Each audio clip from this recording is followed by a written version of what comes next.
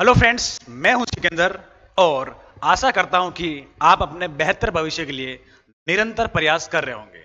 जैसा कि आपको पता है, हम इस पर राजस्थान का जो जलवायु है वो पढ़ रहे थे। लास्ट जो लेक्चर हुआ था इससे पहले वो हुआ था अरब सागर की शाखा। अरब सागर से आने वाला जो मानसून है उसके बारे में हमने चर्चा की।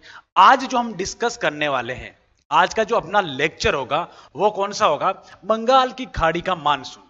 राजस्थान में बंगाल की खाड़ी के मानसून का क्या रोल है, यहां से कितनी वर्षा होती है, अरब सागरीय मानसून से ज्यादा होती है, कम होती है, इसका सारा कंपेयर करके आज हम डिस्कस करने वाले हैं। ओके, आइए। अगर मैं बात करूं बंगाल की खाड़ी का मानसून, बंगाल की खाड़ी का मानसून अगर बात राजस्थान में आए तो राजस्थान में दो तरह के मानसून है, दो शाखाएं हैं। वो हो जाएगा एक अरब सागर और दूसरा हो जाएगा आपका बंगाल की खाड़ी का मानसून। अब आपको देखना है बंगाल की खाड़ी राजस्थान के या भारत के पश्चिम की तरफ है, पूर्व की तरफ है, सॉरी, पूर्व से जो हवा आती है, जो मानसून आता है वो राजस्थान में है ना, राजस्थान के पूर्वी भाग से प्रवेश करता है। राजस्थान के कौन से भाग से प्रवेश करेगा? पूर्वी भाग से प्रवेश करेगा। बंगाल की खाड़ी का मानसून का प्रवेश हो जाएगा झालावाड़ में जाएगा, है ना। अरब सागरीय शाखा से कौन सा जिले में प्रवेश हो रही थी शाखा? वो आपके प्रवेश हो रही थी बांसवाड़ा से प्रवेश हो रही थी। ध्यान रखना, बंगाल की खाड़ी का जो मानसून है वो आपके झालावाड़ से प्रवेश हो रही है ना। दोनों चीजें अलग अलग है, अलग अलग याद करना, ठीक है। ओके, ये शाखा राजस्थान के हाड़ौती प्रदेश से प्रवेश करती है। ध्यान रखना, आजकल बहुत भौगोलिक प्रदेश भी पूछे जा सकते हैं। आपसे पूछा जा सकता है कि जिला न देकर आपको अलग अलग भाग दे देंगे, तो आपको ध्यान होना चाहिए कौन से प्रदेश से प्रवेश करती है। हाड़ौती प्रदेश से। हाड़ौती प्रदेश में कौन से आ जाएंगे? कोटा, बूंदी, बारा, झालावाड़। दक्षिणी पूर्वी जो भाग है, दक्षिणी पूर्वी जो पठारी भाग है, वो कौन सा हो जाएगा? आपका हाड़ौती प्रदेश हो जाएगा। ओके, आगे बढ़े। इस शाखा के सापेक्ष पश्चिमी राजस्थान में वृष्टि छाया प्रदेश का निर्माण हो जाता है। ये समझो, वृष्टि छाया प्रदेश होता क्या है? जैसे इस भाग में वर्षा होती है तो इसका अपोजिट भाग है, इसमें वर्षा नहीं होती।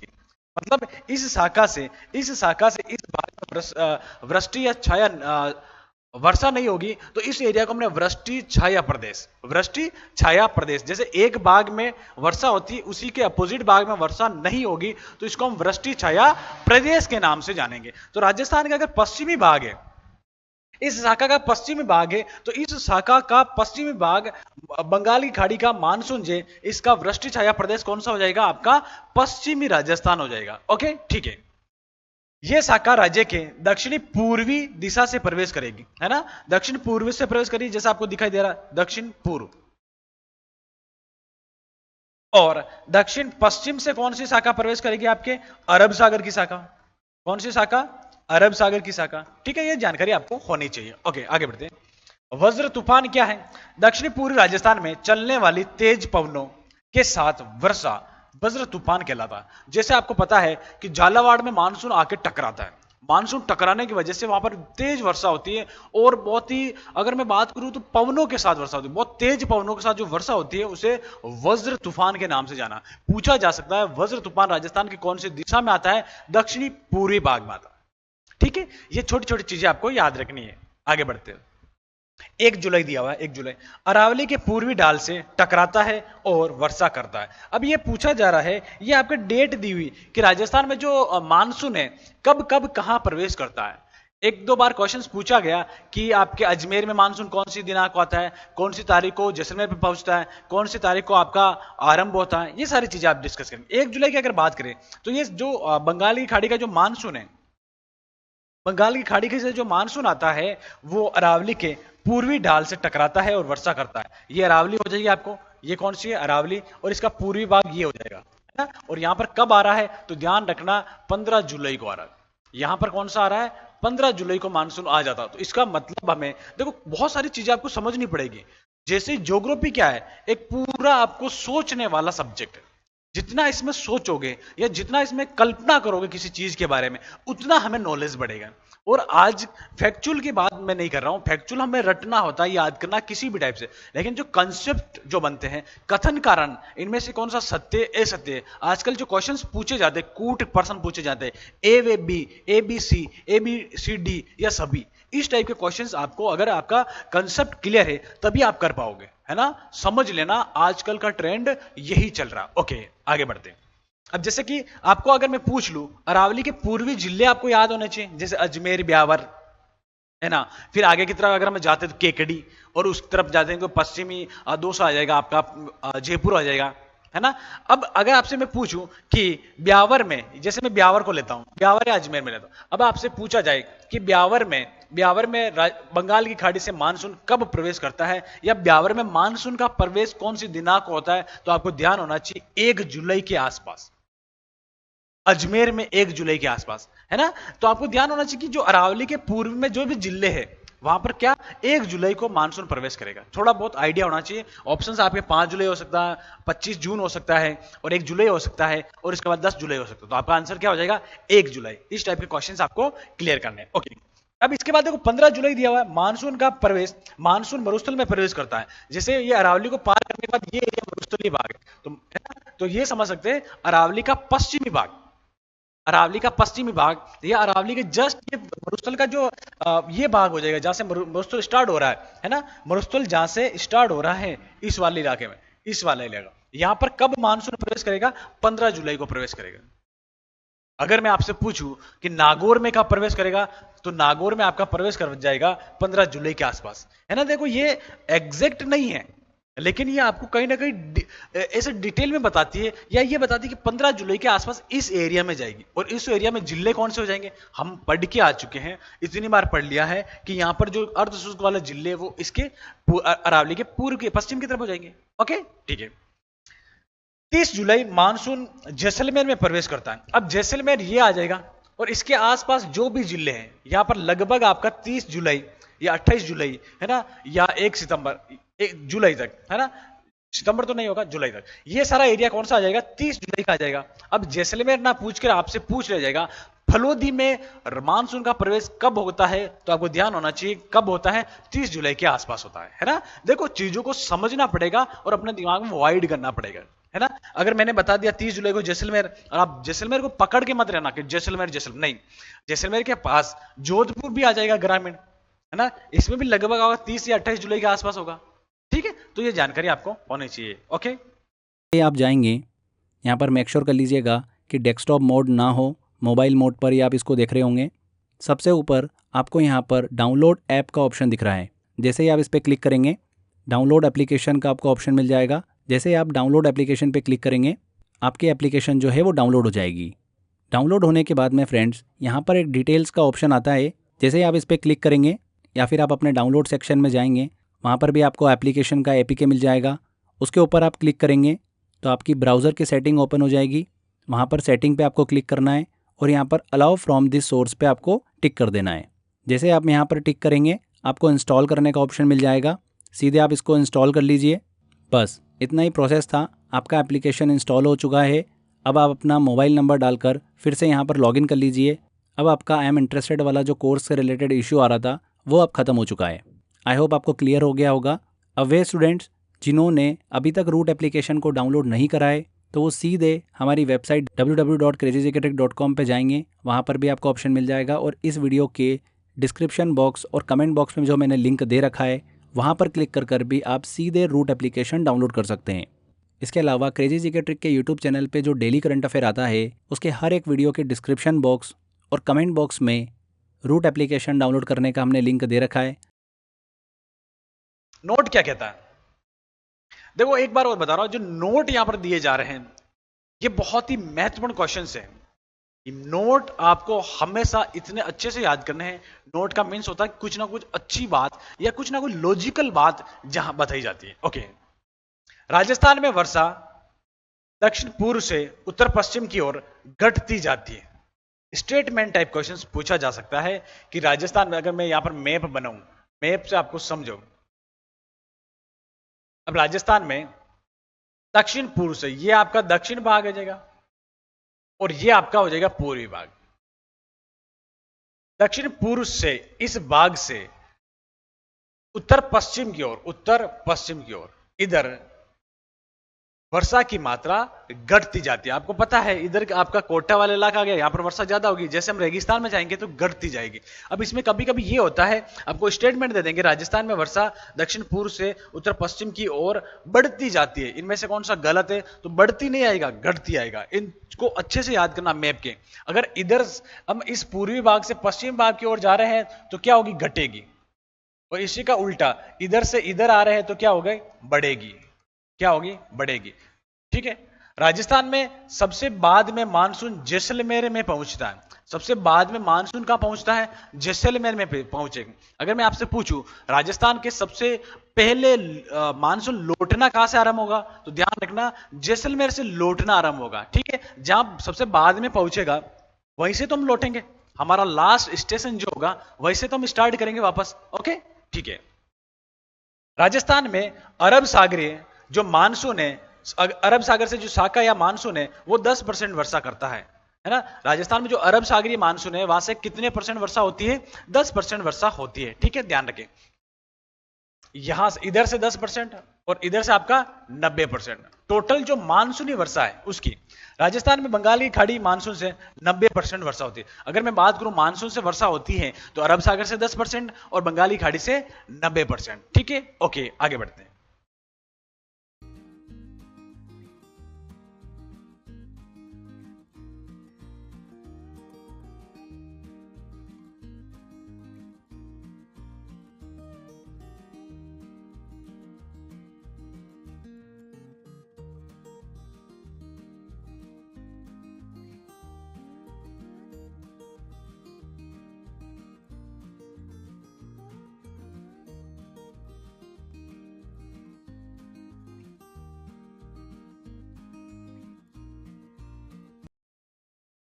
मानसून का प्रत्यावर्तन, रिट्रीटिंग मानसून या निवर्तन, ये क्या होता है?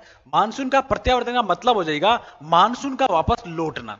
अपनी जगह पर मानसून आता है, कहां तक आता है? आपका जैसलमेर तक आता है और जैसलमेर से वापस लौटना आरंभ हो जाता है। इसको हम बोल रहे हैं मानसून का निवर्तन, मानसून का प्रत्यावर्तन। इंग्लिश में एक ही वर्ड होगा, रिट्रीटिंग मानसून। रिट्रीटिंग मानसून हो जाएगा। ओके, देखते हैं अवधि। 15 सितंबर से 15 अक्टूबर के मध्य मानसून कंप्लीट रूप से लौटना, 15 सितंबर से लौटना आरंभ होता है और 15 अक्टूबर तक वापस राजस्थान से कंप्लीट रूप से मानसून लौट जाता है। तो ये तारीख ध्यान रखना, ये महीना याद ध्यान रखना। इसका अर्थ क्या होता है? इसका अर्थ हो रहा है मानसून का लौटना। राजस्थान से मानसून अक्टूबर के अंतिम सप्ताह तक पूरी तरह लौट जाता है। यह भी क्वेश्चन पूछा जा सकता है कि राजस्थान में पूरी तरह मानसून कब लौटता है? तो पूरी तरह जो मानसून लौट जाएगा वो अक्टूबर के लास्ट सप्ताह से लौट जाएगा। यह पूछा जा सकता है कि कंप्लीट रूप से राजस्थान में मानसून लौट जाता है तो कब लौटता है? अक्टूबर के पहले सप्ताह में, अक्टूबर के लास्ट सप्ताह में, या 15 अक्टूबर को। तो आपको ध्यान क्या रखना चाहिए? अक्टूबर का जो अंतिम सप्ताह है उसमें से लौटना आरंभ हो जाता है। ओके। राजस्थान में सर्वप्रथम मानसून लौटना जैसलमेर से आरंभ होता है। ये बहुत इंपॉर्टेंट हो जाएगा। राजस्थान में सबसे बाद में मानसून कहां पहुंचता है? जैसलमेर में। सबसे पहले लौटना आरंभ कहां होता है? जैसलमेर में। ध्यान रखना, अगर मैं यह बात करूं सॉरी, अगर मैं यह बात करूं, ये जैसलमेर है, ये जैसलमेर है। अब इधर से मानसून आ रहा है ना, तो ये सबसे बाद में कहां जाएगा? बाद में जैसलमेर जाएगा। लेकिन अब यहां ये लास्ट है, यहां से वापस आरंभ होगा तो मानसून सबसे पहले आरंभ कहां होता है? लौटना इसी जगह से होगा, है ना। इस चीज को समझ लेना, टर्म्स को समझ लेना, यहां से कंफ्यूज वाले क्रिएट हो सकता है क्वेश्चंस। ओके। राजस्थान में मानसून की अवधि 60 दिनों की होती है ना। अगर हम बात करें तो राजस्थान में आपने सोचा होगा ग्रीष्म ऋतु का जो समय होता है 4 महीने का होता है, 3 से 4 महीने गर्मियां होती, सॉरी वर्षा ऋतु होती। कोई सी भी ऋतु 4 महीने की होती है और वर्षा ऋतु 4 महीने की है। लेकिन अगर मानसून की बात करो दिन कितने हैं? 60 दिन होगा। इसका मतलब वर्षा राजस्थान में मानसून जो एक्टिव रहता है या वर्षा होने की संभावना होती है या वर्षा होती है तो कितने दिन होती है? 60 दिन के आसपास होती है। 60 दिन मानसून रहता है, हर दिन वर्षा नहीं होती, इससे कम ही वर्षा होगी। ओके, आगे बढ़ते हैं।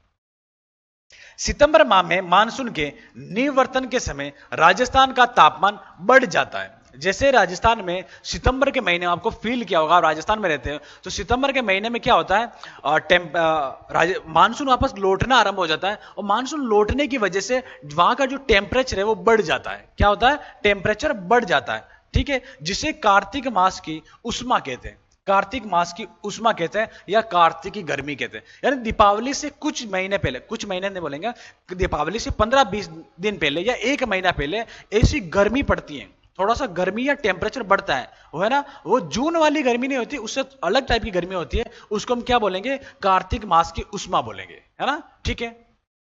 मानसून विच्छेद, मानसून ब्रेक, है ना, मानसून ब्रेक।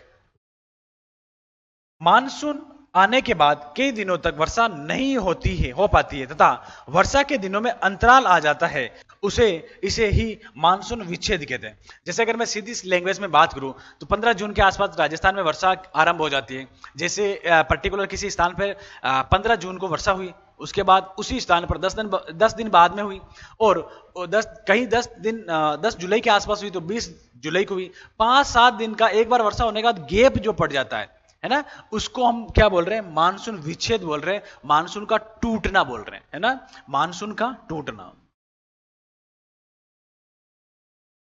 मानसून का टूटना। मतलब मानसून होने के बाद समय का अंतर आना, दिनों की संख्या में कमी आना, वो हो जाएगा आपका मानसून अंतराल हो जाएगा। ओके, मानसून का वितरण। राजस्थान में सर्वाधिक वर्षा वाला जिला कौन सा हो जाएगा?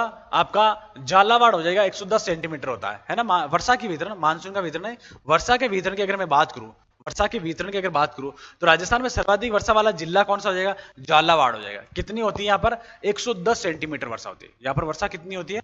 110 सेंटीमीटर होती है, ठीक है, बहुत ज्यादा वर्षा होती है। ओके, राजस्थान में न्यूनतम वर्षा वाला जिला जैसलमेर में होगा, मात्र 10 सेंटीमीटर। इसका कारण क्या है? मानसून एक तो लेट से पहुंचता है और लौटना भी जल्दी आराम हो जाता है, वहां पर वनस्पति की कमी है। इस बहुत सारी रीजन के कारण जैसलमेर में राजस्थान की सबसे कम वर्षा होती है। सबसे कम वर्षा वाला जिला कौन सा हो जाएगा? जैसलमेर हो जाएगा। राजस्थान में सर्वाधिक वर्षा वाला स्थान कौन सा हो जाएगा? माउंट आबू हो जाएगा, सिरोही में है 150 सेंटीमीटर। अगर स्थान की बात करें, पर्टिकुलर किसी जगह की बात करें, तो सबसे अधिक जो जगह है और सबसे अधिक जो वर्षा होगी वो जगह हो जाएगी आपके कौन से जगह में हो जाएगी?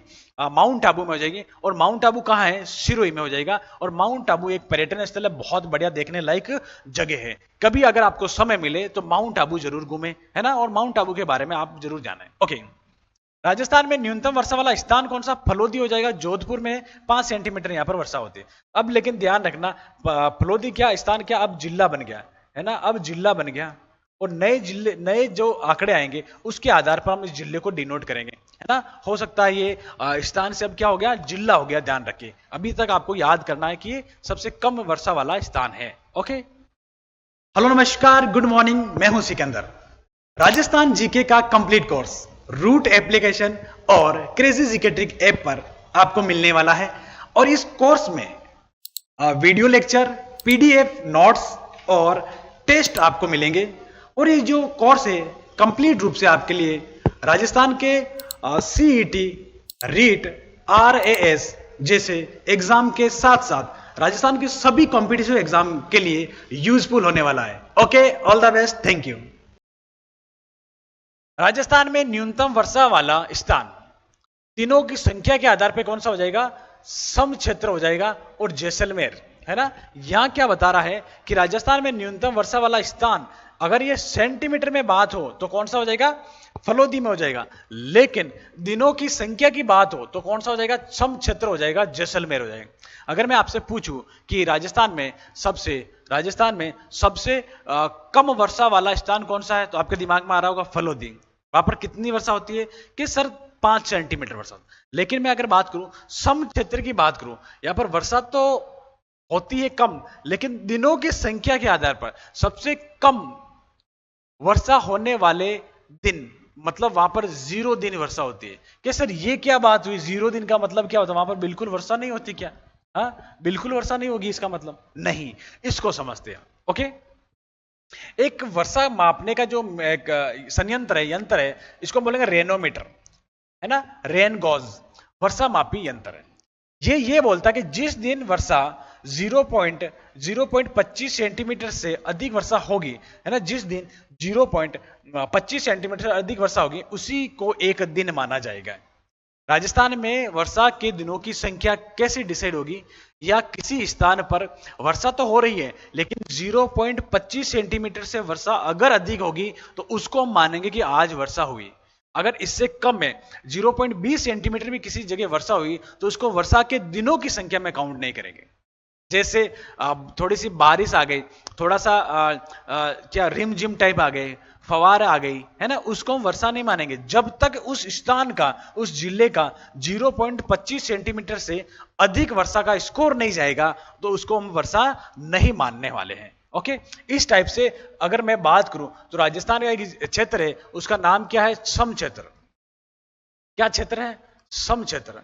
या आपको इधर सम गांव सुना होगा आपने, है ना, सम गांव, वनस्पति रहित एकमात्र गांव। अब यहां पर इसका मतलब 0.25 सेंटीमीटर से कभी भी प्लस में वर्षा नहीं जाती है, तभी तो दिनों की संख्या कितनी हो रही है? 0 हो रही है। एक भी साल में ऐसा दिन नहीं है यहां पर इससे वर्षा ज्यादा हो, है ना। तो एकमात्र क्षेत्र कौन सा हो जाएगा? सम क्षेत्र हो जाएगा, सम गांव हो जाएगा। ठीक है, ओके। यहाँ पर दोस्तों अगर आप इसी तरीके से कंप्लीट जीएस पढ़ना चाहते हैं, बहुत ही सिंपल तरीके से पढ़ना चाहते हैं, इमेजिनेशन के थ्रू पढ़ना चाहते हैं, तो 100 घंटे के अंदर जीएस का मैंने आप सभी के लिए एक ऐसा कोर्स डिज़ाइन कर रखा है जो आपको जीएस को लेकर कंप्लीट सॉल्यूशन प्रोवाइड करता है। देखिए, आप सभी को पता ही है कि जीएस एक ऐसा सब्जेक्ट है जिसमें मल्टीपल सब्जेक्ट हमको कवर करना होते हैं। Physics, chemistry, bio, economics, multiple subjects होते हैं, लगभग 7-8 सब्जेक्ट्स होते हैं। तो इनको कवर करना वाकई में बहुत डिफिकल्ट काम होता है। मैंने आप सभी को कंप्लीट सॉल्यूशन दिया है 100 आवर जीएस के इस कोर्स के अंदर। सारे सब्जेक्ट मैंने ही आपको पढ़ाए हैं और बहुत ही सिस्टमेटिक तरीके से, सबसे सिंपल वे में मैंने आपको चीज़ों को एक्सप्लेन किया है और हमने ट्रिक के माध्यम से भी चीज़ों को इसमें याद किया है। इंग्लिश एंड हिंदी मिक्स में ये कोर्स मैंने आपके लिए डिज़ाइन किया है। 2 ईयर की वैलिडिटी के साथ में आपको ये कोर्स मिल जाता है। अगर आप इस कोर्स को एनरोल करना चाहते हैं तो डिस्क्रिप्शन बॉक्स और कमेंट बॉक्स में लिंक दे रखा है, वहाँ पर क्लिक कर सीधे कोर्स के अंदर एनरोल कर सकते हैं। इसके अलावा crazy GK trick application download कर लीजिए, वहाँ पर फाउंडेशन कोर्स के अंदर कोर्स बाय एक्सेसर में आपको 100 आवर जीएस का ऑप्शन मिल जाएगा। कोर्स को लेकर अगर कुछ भी क्वेरी है आपकी तो स्क्रीन पर दिए गए नंबर पर आप कॉल कर सकते हैं, बेझिझक कॉल करके इन्फॉर्मेशन ले सकते हैं। चलिए वापस आते हैं हमारे लेक्चर पर। राजस्थान में सर्वाधिक वर्षा वाला संभाग केसर कोटा संभाग। राजस्थान में न्यूनतम वर्षा वाला संभाग केसर जोधपुर संभाग। इजी गोइंग याद करना है। राजस्थान में औसत वार्षिक वर्षा, वार्षिक वर्षा नहीं, औसत वर्षा याद कर लेना, टर्म्स पूछी जाएगी, फैक्चुअल है, फैक्ट पूछा जाएगा 57.51 सेंटीमीटर। लेकिन अब क्या ध्यान रखना, एमएम में भी ध्यान रखें, 575.1 एमएम राजस्थान की औसत वार्षिक वर्षा है। अगर आपसे इस टाइप से पूछ लिया जाए तो आप कंफ्यूज हो सकते हो, ध्यान रखना 575 एमएम हो जाएगी, है ना, क्या हो जाएगी? एमएम हो जाएगी। ओके,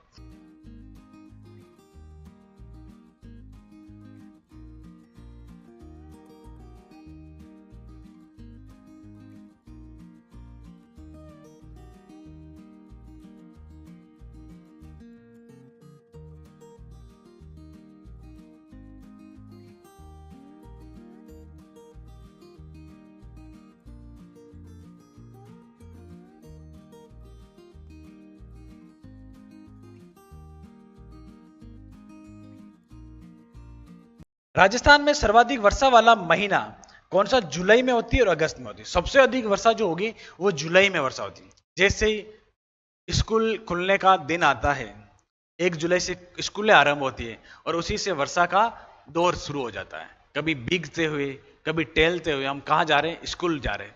स्कूल कब खुलती है राजस्थान में? 1 जुलाई के बाद प्रॉपर खुल जाती है ना। तो 1 जुलाई या जुलाई का जो महीना है राजस्थान में सर्वाधिक वर्षा वाला महीना है ना। अब सबसे अधिक जुलाई में वर्षा जो होती है 15.3 सेंटीमीटर वर्षा होती है। वहां वर्षा कितनी होगी? 15 सेंटीमीटर के लगभग वर्षा हो जाएगी। ओके, अगस्त इसके बाद सेकंड नंबर का हो जाएगा 14.7 सेंटीमीटर के साथ दूसरे नंबर पर। इन दोनों महीनों में कुल वर्षा का 60% वर्षा होता है ना। राजस्थान में अगर 100% वर्षा होती है तो इन 2 महीने में सबसे अधिक वर्षा होगी, क्योंकि जुलाई और अगस्त में मानसून एकदम से एक्टिव रहता है, बहुत ज्यादा सक्रिय रहता है, इसलिए यहां पर इन 2 महीनों में सबसे अधिक वर्षा होती है राजस्थान में। ओके, नोट क्या कह रहा है, नोट इंपॉर्टेंट है, ध्यान रखना। राजस्थान में उत्तर पश्चिम से दक्षिण पूर्व की ओर वर्षा की मात्रा बढ़ती जाती है, जैसे कि मैंने बताया है ना डायग्राम में कि उत्तर पश्चिम से दक्षिण पूर्व की ओर कोटा की तरफ हम जाएंगे, दक्षिण पूर्व पठारी प्रदेश की, तो वो बढ़ेगी आपका। ओके, राजस्थान में दक्षिण पूर्व से उत्तर पश्चिम की ओर वर्षा की मात्रा घटती जाएगी, इसका उल्टा हो जाएगा, इस लाइन का उल्टा हो जाएगा। राजस्थान में थार का मरुस्थल मानसून को अपनी ओर आकर्षित करता है ना, इसी की बात करें, यहाँ पर टेम्परेचर बहुत बढ़ जाता है, वायुदाब कम हो जाता है, वायुदाब कम होगा तो यहाँ पर पवन एकदम से अट्रैक्ट होगी, आकर्षित होगी, और ये आकर्षित करने वाला स्थान कौन सा, मरुस्थल कौन सा हो जाएगा, थार का मरुस्थल हो जाएगा। ओके, राजस्थान की औसत वार्षिक वर्षा व अजमेर की औसत वार्षिक वर्षा लगभग समान है, कितनी है राजस्थान की, 57.51 सेंटीमीटर है ना। अभी हम देख के आए, राजस्थान की जो है 57.51 सेंटीमीटर, ये आपकी हो जाएगी औसत वर्षा। ऐसा कौन सा एक जिला और है जिसकी भी सेम है, तो वो कौन सा हो जाएगा, अजमेर हो जाएगा। ओके, राजस्थान में सर्वाधिक आर्द्रता वाला महीना, ह्यूमिडिटी वाला जो महीना हो जाएगा, अगस्त हो जाएगा। अगस्त में आपने ध्यान दिया होगा, अगस्त एक ऐसा महीना है वहां पर सबसे अधिक आर्द्रता मिलेगी। आर्द्रता क्या होता है, जो वायु में जो नमी होती है, वायु में जो पानी की मात्रा होती है, इसे आर्द्रता बोल रहे हैं। इसलिए अगस्त महीने में हमारे जो कपड़े होते हैं है ना, कपड़े एक बार गीले होने का सूखने में टाइम लगता है ना, ये आपने फील किया होगा, ये प्रैक्टिकल नॉलेज से बता रहा हूं मैं।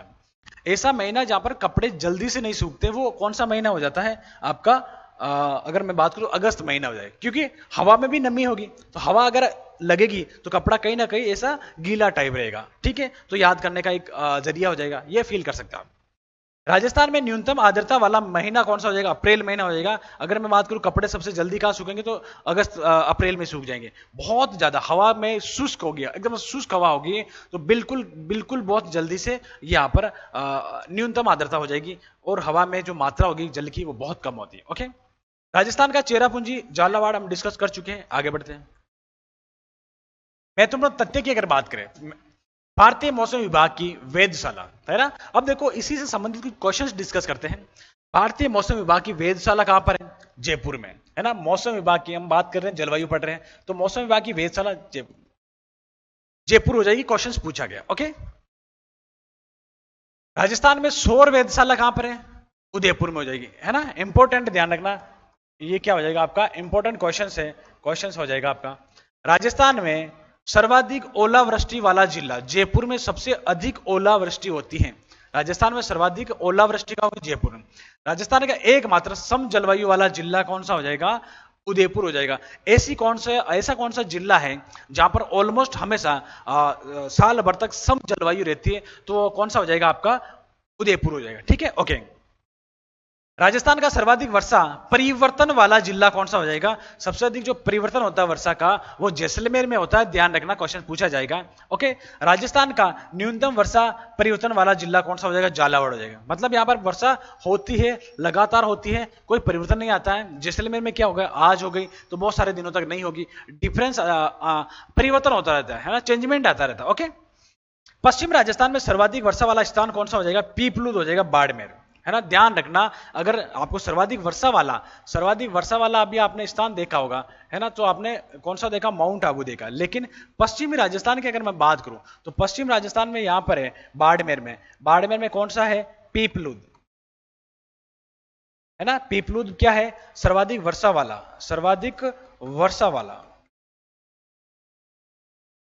पीपलूद कहां पर है, बाड़मेर में। पीपलूद कहां पर, बाड़मेर में, है ना। और ये सबसे आर्द्रता वाला भी है, वर्षा मतलब आर्द्रता, सर्वाधिक आर्द्रता वाला भी हो जाएगा। और इसको हम पश्चिमी राजस्थान का माउंट आबू भी कहते हैं, पश्चिमी राजस्थान का या लघु माउंट आबू, है ना। पश्चिमी राजस्थान में रेगिस्तान की तरफ से कोई ठंडा अगर इलाका है, तो वो हो जाएगा आपका कौन सा हो जाएगा, पीपलूद हो जाएगा। और पीपलूद आपके कहां पर होगा, बाड़मेर में हो जाएगा। ओके, आगे बढ़ते हैं। राजस्थान में कम वर्षा होने के कारण क्या? देखो स्टेटमेंट टाइप क्वेश्चंस पूछे जा सकते हैं। राजस्थान में क्या कारण है कि वर्षा कम होती है? राजस्थान में ऐसे कौन कौन से कारण हो जाएंगे कि वर्षा कम होती है? बंगाल की खाड़ी का मानसून राजस्थान में प्रवेश करने से पहले गंगा के मैदान में अपनी आर्द्रता समाप्त कर चुका होता है, क्योंकि बंगाल की खाड़ी का मानसून 2900 किलोमीटर दूरी से आता है। जब वो राजस्थान तक आता है, वर्षा तो वैसे राजस्थान में सबसे अधिक उसी से होती है, लेकिन जितनी होनी चाहिए उससे अधिक क्यों नहीं हो पाती है? क्योंकि वो आते आते गंगा के मैदान में वर्षा कर देता है, अपनी आर्द्रता खो देता है। इसलिए यह भी एक कारण हो जाएगा राजस्थान में कम वर्षा होने का। ओके, अरावली पर्वतमाला का अरब सागर से आने वाली मानसून के हवाओं की दिशा के समांतर पैरेलल होना है ना। अरावली पर्वतमाला जो है अरब सागर से जो मानसून आती है इसके समानांतर हो जाता है ना। जैसे ये अरावली है तो इसके समानांतर आगे निकल जाती है, इसके समानांतर आगे निकल जाती है, तो अरावली राजस्थान में कोई वर्षा नहीं करवाती है। अरावली की दिशा भी कहीं ना कहीं राजस्थान में वर्षा को इफेक्ट करती है, प्रभावित करती है। मानसून हवाएं जब मरुस्थलीय भाग में आती है, अत्यधिक गर्मी या अति उष्णता के कारण है ना आर्द्रता घट जाती है। अब देखो हवा में आर्द्रता क्या है? हवा में नमी, हवा में जो नमी है उसको हम आर्द्रता बोल रहे हैं।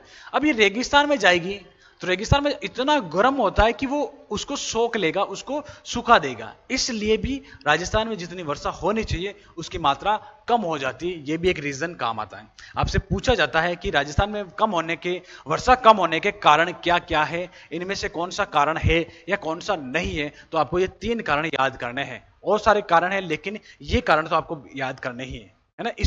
इन्हीं कारणों के इर्द गिर्द आपके सारे कारण छुपे हुए हैं। ओके, यहां तक चीजें आपको समझ में आ रही होगी।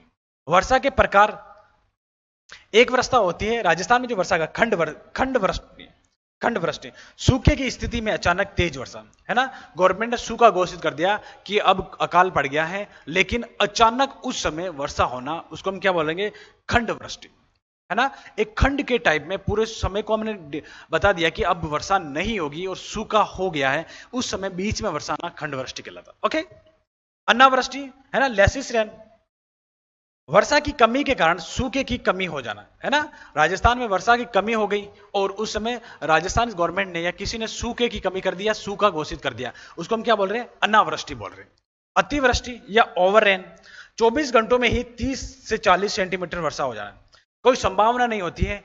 जैसे कि अभी अगर बात करें तो नागौर या पश्चिमी राजस्थान में उम्मीद से ज्यादा वर्षा होगी 2006 में है ना। 2006 में एक गांव है, उसका नाम है कवास गांव। कौन सा गांव है? कवास गांव। ये कहां पर है? बाड़मेर में। कौन सा गांव? कवास गांव। ये कहां पर है? बाड़मेर में है ना। यहां पर अचानक बाढ़ आ गया। क्या आ गया? बाढ़ आ गया 2006 में। तो ये क्या है? किसका उदाहरण हो जाएगा? अतिवृष्टि का हो जाएगा। अतिदृष्टि नहीं होगा, अतिवृष्टि हो जाएगा। अतिवृष्टि हो जाएगा, अतिवृष्टि का ये एग्जाम्पल हो जाएगा। ओके, अब इसके कुछ एग्जाम्पल से अगर मैं बात करूं, 1975 में सांबर में वर्षा हुई है ना, अचानक वर्षा हो गई सांबर में बहुत ज्यादा। ठीक है, अतिवृष्टि की बात हो रही है। ये किसकी बात हो रही है? अतिवृष्टि की बात हो रही है। लास्ट में जो है अतिवृष्टि, इसकी बात हो रही है सांबर में। 1980 में जोधपुर में अचानक वर्षा हुई, अतिवृष्टि हुई। 1981 में आपका जयपुर में हो गई और 2001 में लूणकरण सर बीकानेर में हो गई। यहां पर क्या वर्षा होने की संभावना, जैसे हम बात करें झालावाड़, कोटा, इधर तो वर्षा वैसे ही होनी। अगर अचानक से ज्यादा वर्षा होती तो उसको हम ओवर रेन नहीं बोलेंगे, क्योंकि यहाँ पर वर्षा की संभावना है या यहाँ पर हमेशा वर्षा होती रहती है। लेकिन इन एरिया में जहां वर्षा की कमी है और वर्षा की नहीं होती, इतना नहीं होती जितना हम सोचते हैं, और अचानक से उतनी अधिक वर्षा हो जाए, आवश्यकता से अधिक वर्षा हो जाए, या उसका एक पर्टिकुलर एरिया की यहाँ पर इतनी सेंटीमीटर ही वर्षा होती है सालों से, और अचानक वर्षा हो जाए किसी एक दिन या एक महीने में, तो उसको हम बोलेंगे अतिवृष्टि बोलेंगे। उसको हम क्या बोलेंगे? अतिवृष्टि। और ये अतिवृष्टि के एग्जाम्पल है, अतिवृष्टि के उदाहरण, अतिवृष्टि के उदाहरण ध्यान रखना। सांबर 1980 जोधपुर, 1981 उदयपुर, 2001 लूणकरण से बीकानेर, और सबसे इंपॉर्टेंट जो हो जाएगा आपका ये हो जाएगा 2006 में कवास गांव बाड़मेर में बाढ़ आना। इतनी अधिक वर्षा हुई कि वहां के इलाके में बाढ़ आ गई। ठीक है, ओके।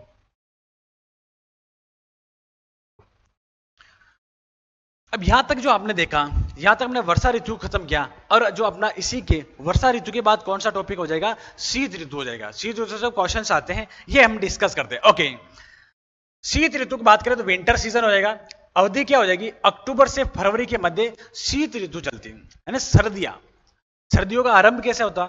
23 सितंबर को सूर्य भूमध्य रेखा पर होता है और धीरे धीरे सूर्य भूमध्य रेखा से मकर रेखा की ओर लंबवत होता जाता है। जैसे अगर मैं बात करूं 30 सितंबर को कहां पर है, तो भूमध्य रेखा पर है ना, ये आपकी भूमध्य रेखा है। 23 सितंबर को, सॉरी। अब इसके बाद ये दक्षिणायन हो जाएगा और धीरे धीरे आपके किस तरफ जाने लगेगा, भूमध्य रेखा से मकर रेखा की ओर जाने लगेगा, भूमध्य रेखा से मकर रेखा की ओर जाने लगेगा। अब सूर्य देखो राजस्थान यहां है और राजस्थान से दूर जा रहा है, तो इसका मतलब जैसे ही दूर जाएगा तो क्या आरंभ हो जाएगा, सर्दियों का आरंभ हो जाएगा, सर्दियों का आरंभ हो जाएगा। सर्दियों का आरंभ राजस्थान में सितंबर के बाद होने लग जाता है, धीरे धीरे होता है ना। अब ये आपको लग रहा है कि राजस्थान के पास आ रहा है या सूर्य पास आ रहा है, सूर्य दूर जा रहा है, ये केवल यहां समझने के हिसाब से। बाकी एक्चुअल में सूर्य स्थिर है और सूर्य के चारों ओर पृथ्वी घूमती है, तो हमें क्या पृथ्वी पास में आती, पृथ्वी दूर जाती है। लेकिन हम पढ़ने के हिसाब से ऐसा पढ़ेंगे कि सूर्य नजदीक आ रहा है, सूर्य जा रहा है ना, समझने की है, ठीक है, ओके। अक्टूबर माह तक सूर्य दक्षिणी गोलार्ध में प्रवेश कर जाता है, प्रवेश हो जाता है ना। अक्टूबर माह तक कंप्लीट रूप से दक्षिणी भारत में, दक्षिणी गोलार्ध में आ जाता है, जिससे राजस्थान में सूर्य की अधिकतम तिरछे किरणें हो जाती है, तिरछे किरणें पड़ती हैं और राजस्थान में न्यूनतम तापमान विकसित हो जाता है। देखो सूर्य जैसे जैसे नीचे की ओर जाएगा तो राजस्थान से किरणें कैसी होगी, तिरछी होगी। एक तो सीधी किरणें आती, किसी भी आग के गोले की या सूर्य की सीधी किरणें आएगी तो क्या होगा, गर्मी होगी। लेकिन जैसे जैसे हम दूर जाएंगे आग से या किसी ऐसे गर्म इलाके से, तो हमारा किरणें क्या, तिरछी आएगी। किरणों में तिरछापन से क्या होता है, टेम्परेचर कम हो जाता है और इसी के साथ शीत ऋतु का आरंभ हो जाता है। और शीत ऋतु में हवाओं की दिशा उत्तर पूर्व से दक्षिण पूर्व पश्चिम की ओर हो जाती है ना। जो हवा की दिशा हो जाएगी उत्तर पूर्व से दक्षिण पश्चिम की ओर हो जाती है ना। इसी को शीत ऋतु का मानसून बोलते हैं या लौटते हुए मानसून भी बोलते हैं। लौटते हुए मानसून की हवा की दिशा उत्तर पूर्व से दक्षिण पश्चिम की हो जाती है। ये भारत की बात हो रही है, लेकिन हम राजस्थान में भी यही सिस्टम लागू करेंगे, ओके। अब देखो सर्दियों में एक शब्द आता है गुलाबी सर्दी, है ना, गुलाबी सर्दी। कि सर हमने गुलाबी आंखें तो देखी है, लेकिन आज आप पढ़ा रहे हो गुलाबी सर्दी, है ना। एक गाना भी है जैसे आपको पता है, गुलाबी आंखें जो तेरी देखी। लेकिन आपको यहां समझना गुलाबी सर्दी क्या है ना। अब देखो कि सर हमने तो बहुत सारी चीजें गुलाबी देखी है, लेकिन आज सर्दी भी गुलाबी होती है ना, होती है। इसका देखते हैं, दीपावली या अक्टूबर नवंबर के आसपास पड़ने वाली सर्दी को गुलाबी सर्दी कहते हैं, है ना। अगर आपने फील किया होगा, अगर आप राजस्थान में हो तो फील करोगे कि जो सितंबर और अक्टूबर नवंबर के आसपास जो सर्दी पड़ती है ना, उसको हम कौन सी सर्दी कह रहे हैं, गुलाबी सर्दी। अब ये सर्दी कैसी होती है, इसे मीठी सर्दी कहते हैं। मीठी मतलब क्या होता है, शक्कर जैसी नहीं। मीठी सर्दी का मतलब ऐसा होता है कि ना तो सर्दी है ना गर्मी है, ऐसे हमें अपने आप को सर्दी महसूस होगी, है ना, उसको मीठी सर्दी बोल रहे हैं, ओके। इस समय दिन में गर्मी और रात को ठंड पड़ती है। ध्यान रखना, इसका जो एक ही फंडा है, ऐसा आपने फील किया होगा या आप जहां रहते हो तो ऐसा होता है अक्टूबर नवंबर में राजस्थान में पंखा भी चलाना है और ओढ़ना भी है। पंखा भी चलाना है रात को और ओढ़ना भी है। इस सर्दी को कौन सी सर्दी बोलेंगे, गुलाबी सर्दी बोलेंगे।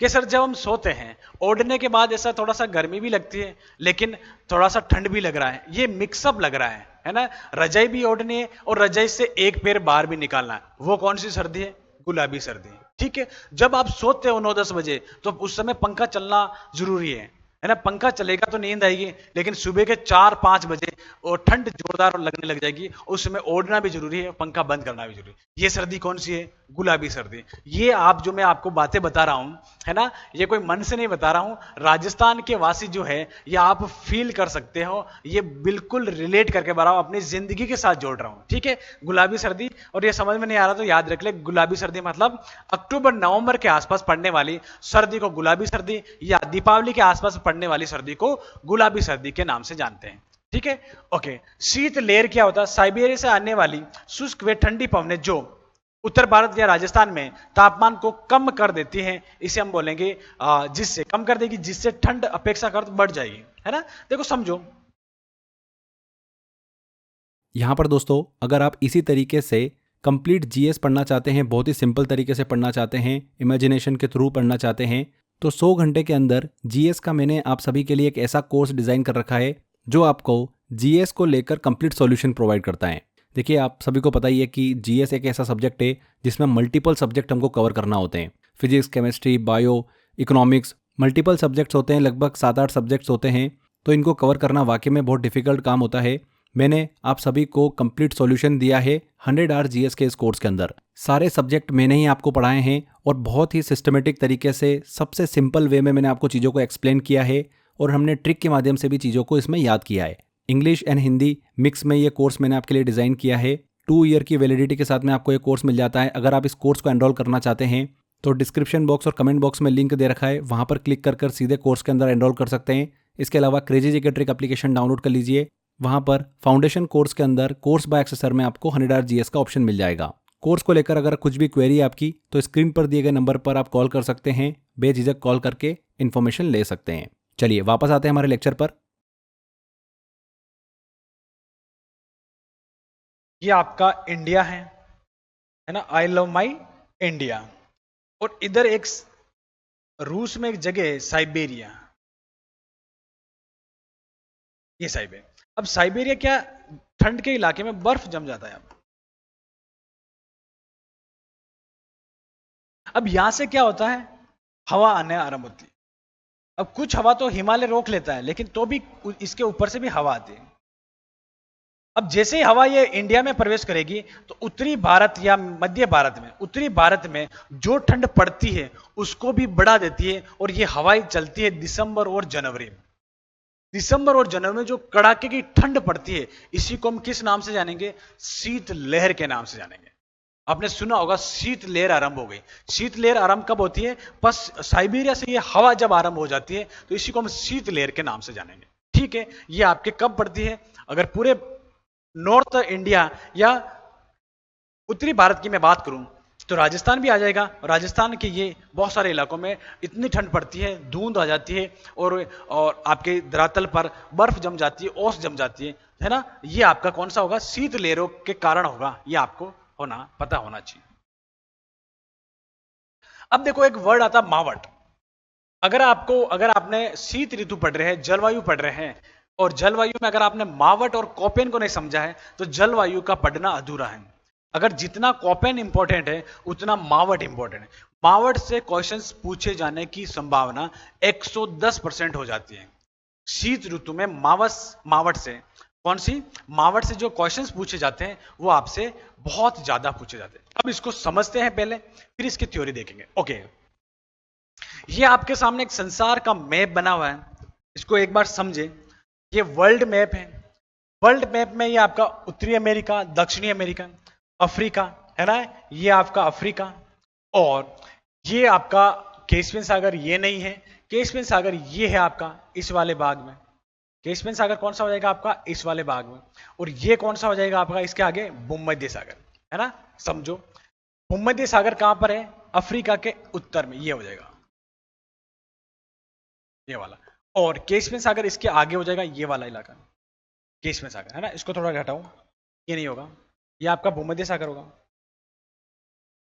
ये आपका कौन सा है, ये भूमध्य सागर, और ये आपका कैस्पियन सागर। समझ में आ रहा। अब होता क्या है, सर्दी है। किस मावट कब होती है, सर्दियों में। सर्दी तक हम आ चुके हैं, दिसंबर जनवरी में। दिसंबर में आप अभी घूम रहे हो। अब दिसंबर में ध्यान रखना, यहां पर क्या होता है, इस इलाके में टेम्परेचर क्या होता है, अधिक होता है, तापमान अधिक होता है। ये तापमान अधिक हो गया है ना, नहीं टेम्परेचर तो अधिक कहां होगा, कम होगा ना। यहां अधिक नहीं होगा, टेम्परेचर कम होगा, ठंड की बात हो रही है। या तापमान क्या होगा, कम होगा है ना। इस इलाके में ठंड होगी, सर्दी होगी, तो सर्दी से आपको पता है तापमान क्या होगा, कम होगा। अब जैसे तापमान अगर कम होगा तो इस इलाके में वायुदाब क्या होगा, इस एरिया में वायुदाब क्या होगा, उच्च हो जाएगा है ना। उल्टा संबंध है ना, और वायुदाब उच्च हो जाएगा। तो आपको बताना है, अभी तक हमने पढ़ लिया है, हवाएं किस तरफ से चलेगी कि सर आप हमें पता है उच्च वायुदाब से निम्न वायुदाब की ओर चलेगी। इसका मतलब इस एरिया में उच्च वायुदाब होता है। अब इस एरिया में अगर वायुदाब उच्च है तो इस समय जो गर्मियां होगी वो आपके कहां होगी, इस हिंद महासागर में गर्मियां होगी, इस हिंद महासागर में गर्मियां होगी। तो हवाएं आपके इस तरफ से घूम के हिंद महासागर की ओर आकर्षित होगी, है ना। यहां को समझे, हवा को समझ लिया आपने, यहां से हवाएं इस की ओर आरंभ हो जाएगी। अब जैसे हवाएं आरंभ हो जाएगी तो इस जगह से, इस भाग से हवाएं इस तरफ से चलना आरंभ होगी। कहां से? भूमध्य सागर से। भूमध्य सागर से चक्रवाती हवाएं चलेगी। कौन सा? शीतोष्ण कटिबंधीय चक्रवात। ये चक्रवाती हवाएं चलेगी और ये चलते हुए भूमध्य सागर के बाद कैस्पियन सागर, और कैस्पियन सागर के बाद Iran, Iraq, Pakistan, Iran, Iraq, Pakistan होते हुए आपके हिमालय से टकराएगी। और एक शाखा हिमालय से टकराने के बाद एक शाखा आपके चाइना की ओर चली जाएगी और दूसरी शाखा राजस्थान या पश्चिमी राजस्थान या उत्तरी भारत में वर्षा करेगी। इसी को हम किस नाम से जानेंगे? मावट के नाम से जानेंगे। सर्दियों में होने वाली बरसात को मावट कहते हैं। एक लाइन में अगर मैं बात करूं तो सर्दियों में होने वाली वर्षा को मावट के नाम से जानेंगे। ये समझो वापस, यहां से ये आई है ना, और ये आर्द्रता ग्रहण करके आपके सर्दियों में वर्षा कर रही है। कहां पर? आपके भारत में कर रही है और आपके राजस्थान में कर रही है। इसको हम किस नाम से जानेंगे? मावट के नाम से जानेंगे। अब आपसे पूछा जाएगा सर्दियों में जो मावट होती है वो आर्द्रता कहां से ग्रहण करेगी? भूमध्य सागर से और कैस्पियन सागर से आर्द्रता ग्रहण करेगी ना। और ये इंडिया ये है, और इंडिया के किस दिशा से आ रहा है? इंडिया के पश्चिम से आ रहा है। इंडिया के पश्चिम से आ रहा है कि हाँ सर पश्चिम दिशा में आ रहा है, पश्चिम दिशा से आ रही है हवा, और पश्चिम से, और इसको हम बोलेंगे पश्चिमी विक्षोभ बोलेंगे। क्या बोलेंगे? विक्षोभ, है ना। पश्चिम मतलब वेस्टर्न और विक्षोभ मतलब डिस्टर्ब, है ना। देखो इंडिया को ये वेस्ट पश्चिम से अगर डिस्टर्ब कर देती है, वेस्टर्न डिस्टर्ब किसको बोलेंगे? मावट को बोलेंगे। पश्चिमी विक्षोभ किसे बोलेंगे? मावट से बोलेंगे। और ये सर्दियों में होता है तो शीतोष्ण कटिबंधीय चक्रवात बोलेंगे। चक्रवात के रूप में आती है वर्षा तो चक्रवात बोलेंगे, ठीक है। और आगे चीजें आगे हम देखते हैं। ओके, मावट सर्दियों में मध्य एशिया व भूमध्य सागर में तापमान बहुत कम हो जाता है ना। भूमध्य सागर और ये इस भाग में मध्य एशिया बोल रहे हैं, इसमें तापमान क्या हो जाएगा? कम हो जाएगा, ठीक है। ओके, कम हो जाता तथा उच्च वायुदाब की स्थिति बन जाती है ना। वायुदाब टेम्परेचर कम होगा तो वायुदाब क्या हो जाएगा? वायुदाब आपका उच्च हो जाएगा। वायुदाब आपका कैसे हो जाएगा? उच्च हो जाएगा। ओके, इसी समय हिंद महासागर में निम्न वायुदाब पाया जाता है। इसी समय आपका जो हिंद महासागर है, ये हिंद महासागर है, यहां पर क्या होगा? निम्न वायुदाब होगा। निम्न वायुदाब होगा, ये लिखा हुआ। तथा फलस्वरूप हवाएं उत्तर पश्चिम से दक्षिण पूर्व की ओर उच्च वायुदाब से निम्न वायुदाब की ओर चलने लगती हैं, है ना। इस कारण हवाएं भूमध्य सागर से ईरान, इराक, अफगानिस्तान, पाकिस्तान होते हुए पश्चिमी भारत या राजस्थान की ओर पहुंचती है तथा ये हवाएं अपने साथ भूमध्य सागर से या कैस्पियन सागर से आर्द्रता लाती है और राजस्थान में पंजाब, हरियाणा में वर्षा करती है या कराती है। इस वर्षा को मावट या मावट के नाम से जानेंगे। मतलब कहने का मतलब यह है, भूमध्य सागर या कैस्पियन सागर से जो आर्द्रता आती है उससे राजस्थान में सर्दियों में जो वर्षा होती है उसको हम मावट के नाम से जान रहे हैं, है ना। क्वेश्चंस घुमा के किसी भी टाइप से पूछा जा सकता है, दिशा पूछी जा सकती है, कहां से आ रहे, इसमें वायुदाब कम कहां होता है, टेम्परेचर कम कहां होता है, ये सारी जानकारी आपसे पूछी जा सकती है। ओके, एक लाइन में अगर बात करूं मैं, राजस्थान में सर्दियों में होने वाली वर्षा को मावट कहते हैं। राजस्थान में जो सर्दियों में वर्षा होती है उसको हम किस नाम से जानेंगे? मावट के नाम से जानेंगे। सर्दियों में जो वर्षा होती है उसको मावट के नाम से जान रहे हैं। राजस्थान में सर्दियों में वर्षा होती है। ओके, मावट के अन्य नाम की अगर बात करूं तो भूमध्य सागरीय चक्रवातीय वर्षा, कि ये सर कहां से आती, डिस्कस कर रहे हैं हम, ये भूमध्य सागर से आती है हवाई, तो इसका नाम क्या हो गया? भूमध्य सागरीय। और कैसे आती है? चक्रवात के रूप में आती है, तो चक्रवातीय वर्षा हो जाएगी। और चक्रवात भी कैसे? शीतोष्ण कटिबंधीय चक्रवात, है ना। मतलब ये एरिया कौन सा? शीतोष्ण कटिबंध है, तो शीतोष्ण कटिबंधीय चक्रवात मतलब शीतोष्ण से ले सकते हैं शीत मतलब सर्दियों में ये चक्रवात आते हैं, इसलिए शीतोष्ण कटिबंधीय चक्रवात कौन सा हो जाएगा? मावट। पश्चिमी विक्षोभ कौन सी दिशा से आती है? भारत में पश्चिम से आती है। विक्षोभ मतलब विक्षोभ हो जाएगा, डिस्टर्ब हो जाएगा, वेस्टर्न डिस्टर्ब, है ना। आपको ध्यान रखना, वेस्टर्न डिस्टर्ब, वेस्टर्न डिस्टर्ब भी बोलेंगे इसको। वेस्ट मतलब आपका पश्चिमी, राजस्थान का पश्चिमी, और डिस्टर्ब मतलब विक्षोभ या डिस्टरबेंस उत्पन्न कर रहा है। शांत वातावरण में अचानक से जो वर्षा होगी डिस्टरबेंस कर रहा है। ओके, मावट का कारण क्या है? एक्चुअल में कारण जेट स्ट्रीम पवन है। सीधा याद करना, इस कॉन्सेप्ट को नहीं समझना, बहुत बड़ा कॉन्सेप्ट है ना। जेट स्ट्रीम पवना, अगर जेट स्ट्रीम पवन की मैं अगर बात करूं, थोड़ा सा बात बता ही देते हैं। अगर ये क्या है? पृथ्वी है, और इससे कुछ किलोमीटर वायुमंडल में कुछ हवाएं चलेगी, है ना, हवाएं चलेगी। इसको हम क्या बोलेंगे? इन हवाओं को सर्पिलाकार जो हवाएं चलेगी वायुमंडल में, इनको हम जेट स्ट्रीम बोलते हैं। तो इसका मतलब जेट स्ट्रीम जो पवने हवा वातावरण में चलेगी, वायुमंडल में जो चलती है, मावट का कारण जेट स्ट्रीम पवने हो जाएगी आपके। ठीक है, ओके। मावट का समय दिसंबर और जनवरी में, मावट का समय कौन सा? दिसंबर और जनवरी में होने वाली वर्षा। मावट से होने वाली वर्षा को गोल्डन ड्रॉप्स बोलेंगे। गोल्डन ड्रॉप्स कहते हैं, या गोल्डन ड्रॉप्स मतलब सुनहरी बूंदे हो जाएगी। क्यों कहते हैं? क्योंकि मावट होती कब है? सर्दियों में। लेकिन राजस्थान में जो मावट होती है वो गेहूं की फसल के लिए लाभदायक होती है। उस समय मावट, राजस्थान में जो फसलें बोई जाती है उस समय रबी की फसल बोई जाती है, और रबी की फसल में एक प्रमुख फसल है गेहूं की फसल। जैसे ये वर्षा होती है तो गेहूं का जो उत्पादक है ना, उत्पादन जो है वो बढ़ जाता है। बढ़ने की वजह से इनको किस नाम से जानेंगे? इसको हम गोल्डन ड्रॉप्स के नाम से जानेंगे, है ना। और गोल्डन ड्रॉप्स में और हिंदी में क्या बोलते हैं? सुनहरी बूंदे। ये किसके लिए सुनहरी बूंदे? गेहूं के लिए है, रबी की जो फसलें है उनके लिए हो जाएगी। ठीक है, ओके। मावट से लाभ क्या है? रबी की फसलों के लिए, इस समय रबी की फसल होती है दिसंबर में, सर्दियों में। रबी की फसलों के लिए लाभदायक हो जाएगी। ये उत्पादकता बढ़ा देती है, जितना उत्पादन होना चाहिए और वर्षा होने के बाद उससे डबल हो जाता है, उससे 1.5 गुना हो जाता है। गेहूं की फसल के लिए, रबी की जो मुख्य फसल है वो गेहूं की हो जाएगी, और गेहूं की उत्पादकता के लिए बढ़ जाती है ना। उत्पादकता मतलब अगर वहां उत्पादन अगर 100 किलो हो रहा है, इस वर्षा से 150 किलो 140 किलो हो जाएगा। ये क्या है? जगह वही है ना, लेकिन वर्षा होने से उत्पादन बढ़ गया, इसको उत्पादकता बोलते हैं, है ना। उत्पादन का बढ़ना उत्पादकता हो जाएगा। ठीक है, राजस्थान में मावट वर्षा से 3 सेंटीमीटर वर्षा होती है ना। कितना वर्षा होगी? मात्र 3 सेंटीमीटर होती है, लेकिन बहुत फायदेमंद वर्षा है गेहूं के लिए। ओके, महत्वपूर्ण तथ्य की अगर मैं बात करूं, किसमें? जलवायु। जैसा कि आपको पता है राजस्थान का जलवायु हम पढ़ रहे थे, इसमें हमने बहुत सारी टर्म्स देखी थी स्टार्टिंग में। उसके बाद कोपेन पढ़ा, भारतीय मौसम विभाग के अनुसार पढ़ा, थॉर्नथ्वेट पढ़ा। उसके बाद हम वर्षा ऋतुओं को बांटकर ग्रीष्म ऋतु, वर्षा ऋतु और शीत ऋतु, ये हमने चीजें पढ़ी। और इसमें भी हमने लास्ट हम किस में आगे? शीत ऋतु में भी किस में आगे? मावट में आगे। मावट के बाद ये महत्वपूर्ण तथ्य पढ़ते हैं, और इसी के बाद आपका ये चैप्टर खत्म हो जाएगा, और फिर नए चैप्टर या नए टॉपिक की शुरुआत हम बाद में करेंगे। ओके, पहले ये देख लेते हैं, राजस्थान में सबसे ठंडा महीना कौन सा है? ये ठंडा महीना तो सर हमें भी पता ही है, जनवरी है। जनवरी की जो शीत लहर है, जनवरी की जो ठंड है, हमें सालों तक याद रहती है। ओके, राजस्थान में सबसे ठंडा दिन कौन सा है? 22 दिसंबर।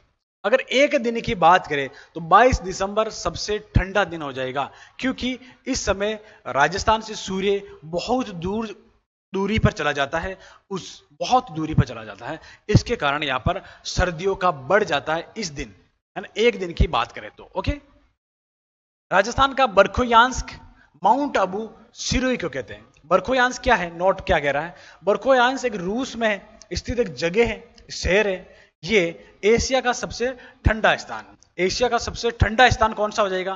कि सर आपने बताया बरखोयांश है, हमें तो पता नहीं था कि, लेकिन आपने बता दिया ये बरखोयांश कहां पर है? रूस में। इसी टाइप पर राजस्थान में जो सबसे ठंडा इलाका है वो माउंट आबू हो जाएगा, और माउंट आबू को हम राजस्थान का बरखोयांश कह रहे हैं। राजस्थान में सबसे ठंडा इलाका आपका कौन सा हो जाएगा?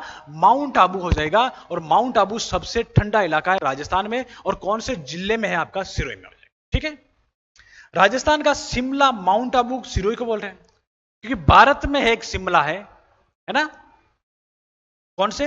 हिमाचल प्रदेश में। हिमाचल प्रदेश में एक जगह है, शहर है, उसका नाम है शिमला। शिमले में बहुत ज्यादा ठंड होती है ना, और देखने लायक जगह है, पर्यटन लायक जगह है। उसी टाइप से अगर इसकी कंपेयर करें तो राजस्थान में क्या है? माउंट आबू हो जाएगा, है ना। माउंट आबू बहुत फेमस है, पर्यटन स्थल है और बहुत ठंडा इलाका है, इसलिए राजस्थान का शिमला की उपमा किसे दे रहे हम? वो माउंट आबू को दे रहे। ओके,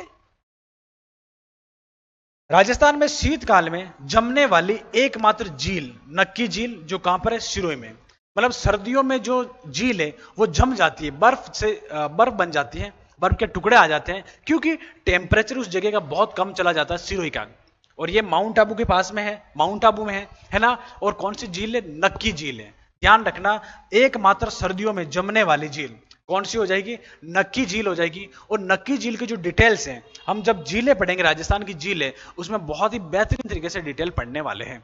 अभी आपको केवल ये ध्यान रखना है, राजस्थान में सर्दियों में या शीतकाल में जमने वाली झील कौन सी? नक्की झील हो जाएगी। या ऐसी कौन सी झील राजस्थान की है जो बर्फ से बनी है या बर्फ से बन जाती है या जम जाती है, वो आपकी कौन सी हो जाएगी? नक्की झील हो जाएगी। ठीक है, ओके। आज के लिए इतना ही, और ये चीजें आपको समझ में आई होगी। और हमने कंप्लीट रूप से राजस्थान का जलवायु या क्लाइमेट ऑफ राजस्थान किया है। इसमें बहुत छोटी छोटी जानकारी हमने ली है और बहुत सारे कंसेप्ट भी क्लियर किए। अगर आपका जलवायु टॉपिक क्लियर है तभी आप क्वेश्चंस अटेम्प्ट कर पाओगे, नहीं तो इसमें जो क्वेश्चंस गलत होने की संभावना है वो बहुत अधिक हो जाती है। ठीक है, और आशा करता हूं ये चीजें आपको समझ में आई होगी। ओके, ऑल द बेस्ट, तब तक के लिए थैंक यू। ओके।